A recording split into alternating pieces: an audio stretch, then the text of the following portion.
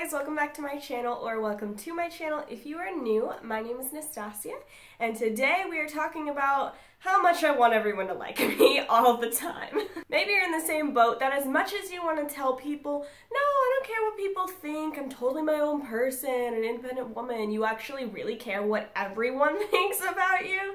I know that's me, at least. I know I tell people a lot of times, like, I don't care what anyone thinks, and maybe there are some people that I don't really care their opinions, or I don't care strangers' opinions or something, but then a really big part of me wants everyone to like me, and I just say I don't care because that's the right answer. So I'm talking about it today and being vulnerable with you guys again. Right before I get into it, if you end up liking this video, please give it a big thumbs up, and don't forget to subscribe to my channel so you never miss out on my videos every time I post. Alright, so here's the kicker. We all really do care what people think. I guess if you don't, like, freaking congratulations, because I don't know how to be like that. On the Enneagram scale, I'm a 2. I've said this 1,000 times, but if you don't know, I am a 2 wing 3, which means I want everybody to love me all the time because I love everyone all the time. With that comes a lot of insecurity when I feel like somebody doesn't like me. And the thing is, not everyone's gonna like you. Actually, a lot of people probably won't like you, but at the same time, a lot of people probably will. And even through all of that, God loves you. So even if every person in the world couldn't stand you, but God loved you, it'd be okay. But today I'm focusing mostly on what it feels like to have to overcome this idea of wanting people to like you and the fear that if somebody doesn't like me, something's not going to work out or something like that. Recently, I've gotten a little bit more insecure about the idea of, if this person doesn't like me, then what if it ruins this? Or if this person doesn't like me, I might not get this job. Or if somebody doesn't like me, then blah, blah, blah. It could be literally anything. Honestly, it's tricky. It is, because it feels like, one, it's out of your control, which for me is hard because I love controlling everything.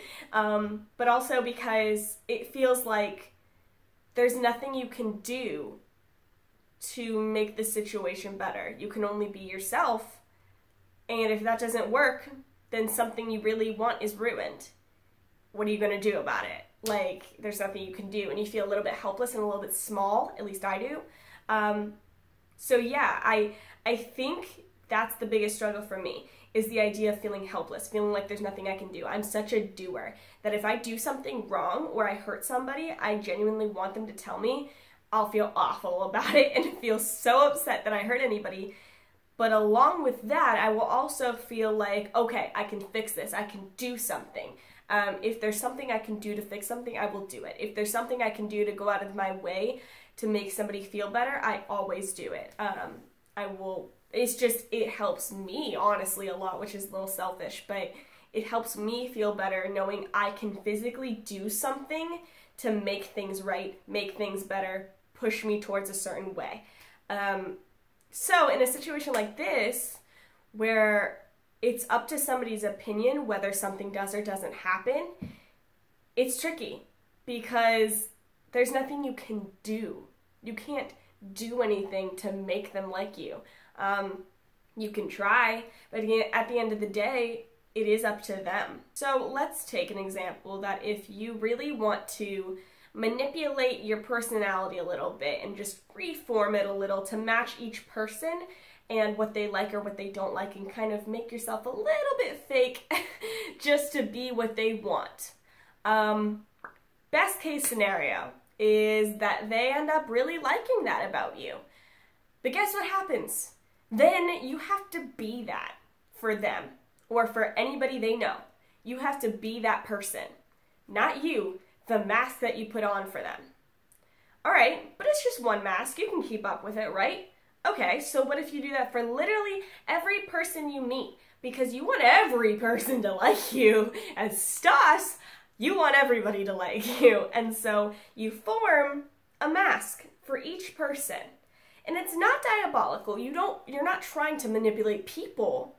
You genuinely just want them to like you. You want to do things for them to like you because your heart's in the right place, but they just need to like you. And so, oh, next person, you put on a different mask from you and a different mask from that other mask. And so then you're that person, and you have to be that person around them and around everybody they know. And then, oh, there's a few more and a few more and a few more and a few more. And yeah, sure, maybe your close group of friends, your family, the person you're dating, person you're married to, your kids, whoever, your dog, they might see the real you. They might see the actual you, and not have to put up with any masks, so you can chill around them. But you still have to deal with everything else, every other mask. And here's the worst. Like, what if you feel like you have to put up masks around the people you're closest with too? Maybe you started dating somebody and you're married now, but you put on a mask for them when you were dating. You kept up with it because you're really good at masks, and you kept up with it that whole time, and now you're exhausted because you feel like you can't be yourself because they fell in love with that person that has the mask on. So what if they don't love you for you? Or what if they are scared when you take that mask off? What if they think, I didn't sign up for this? What if they think you're too much and you feel like you ruined everything because you just wanted them to like you? You just wanted to be what they wanted, and yet now you're stuck. All right. That all sounds really awful, right? That sounds exhausting, but I bet some of you can relate.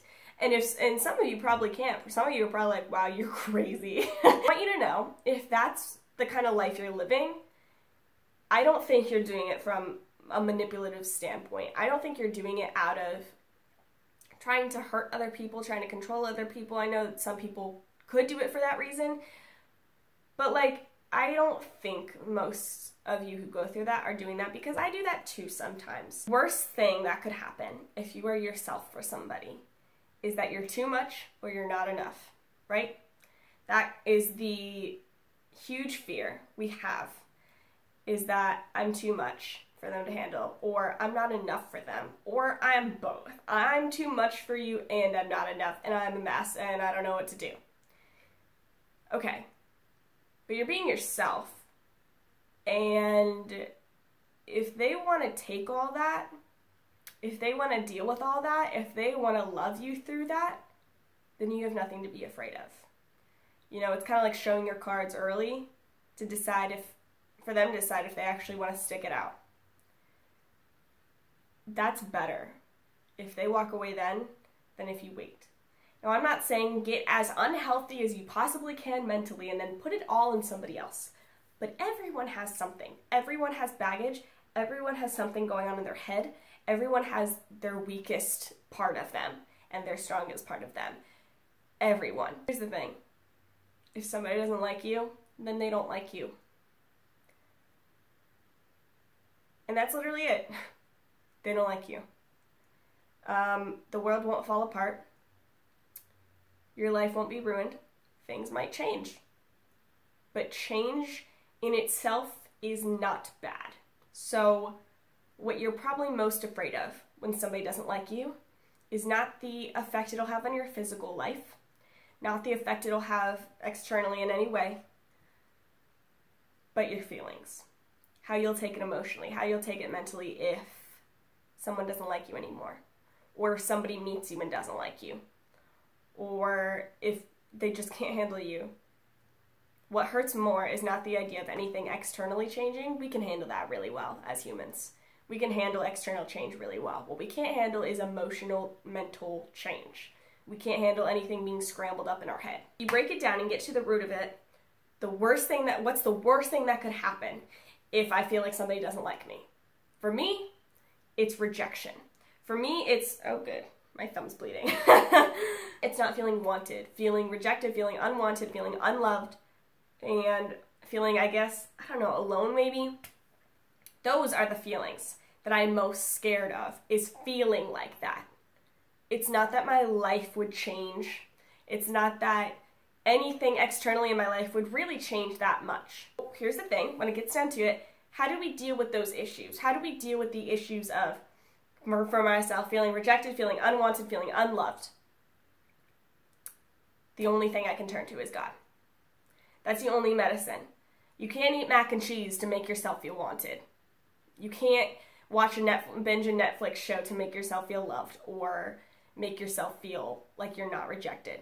It's only God. Because at the end of the day, God never rejects you, God never doesn't love you, and God never doesn't want you. Wow, I could have said that all way better. God wants you, God will never turn from you, and God loves you.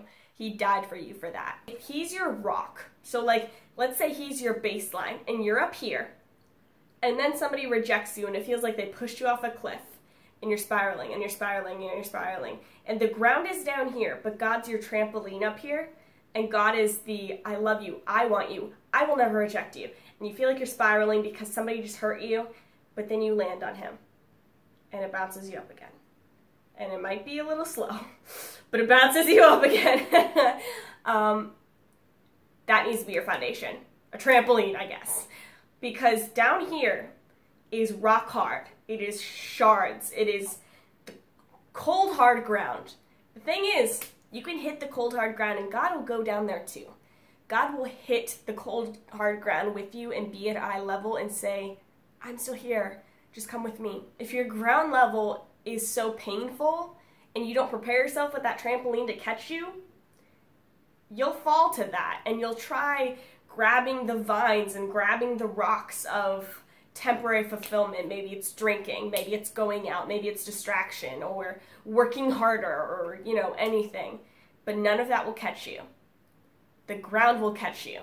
So you got to pick what your ground is. Is your ground going to be your trampoline that comes up a little more, so you might spiral a little bit, it might be a little scary, but you know God is there. And you know you set him as your standard. And you know that he loves you, he will never reject you, and he cares about you. Or are you going to just ignore making that your foundation and fall straight to the ground? To finish this out, I want to note something that I've mentioned before, but is definitely necessary in this video. Anyone who is supposed to be in your life will be in your life. There's nothing that you can do, there's nothing that you can say, there's nothing in your power, the devil's power, the world's power, or anyone else's power, anyone else's opinion that can take away a person that's supposed to be in your life in the way that they're supposed to be in your life. I believe we have the freedom to choose. I believe we have the, free will, but I also believe that God is more powerful than anything. He's more powerful than our free will. He's more powerful than anything. And so if he wants something to happen, gosh darn it, it's going to happen. And that's not going to be stunted or changed based on someone's opinion. Afraid has chosen people from Egypt when Pharaoh literally said like 10 times no. Like if it was based on one man's opinion, then God would have been like, I mean, he said no. He plans everything. He knows everything. He knows everybody's choice. There's not one person that can change if someone's supposed to be in your life, if a career is supposed to be in your life, if that next step's supposed to be in your life, if that apartment you really want is supposed to be in your life. If it's meant to be, it will happen. There's nothing you can do. There's nothing you can be. Like, if you are being yourself, you can't stand in God's way. Like, you're not going to stand, even if you're not being yourself, you can't stand in God's way. Like, there's nothing you can do or mess up or anything that is more powerful than the Lord. So, I'm asking you to take a vulnerable step forward, a vulnerable step out of your square of comfort and take off a mask today, if you have any.